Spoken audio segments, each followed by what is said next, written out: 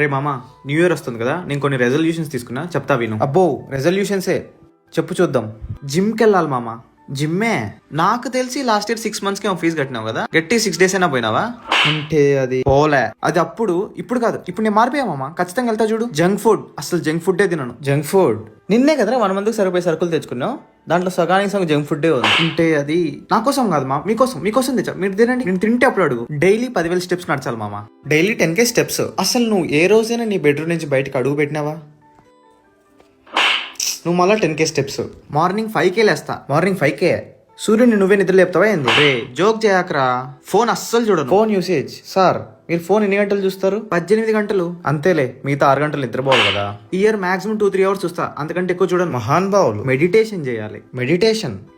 అస్సలు మెడిటేషన్ ఎందుకు చేస్తారో చెప్పురా. ప్రశాంతత కోసం. ఏదైనా కొత్త స్కిల్ నేర్చుకోవాలరా. కొత్త స్కిల్?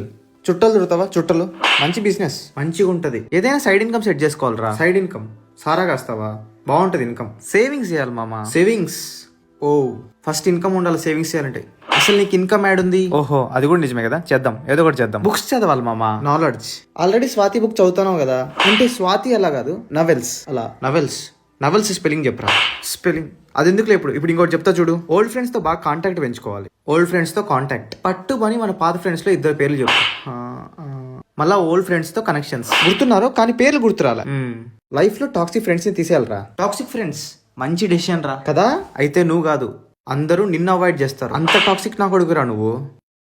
ఫారెన్ ట్రిప్స్ వెళ్ళాలి మామ. ఫారెన్ ట్రిప్స్ రోజు వెళ్తున్నా, ఒక నైట్ 10 అవుతాను. Foreign trips.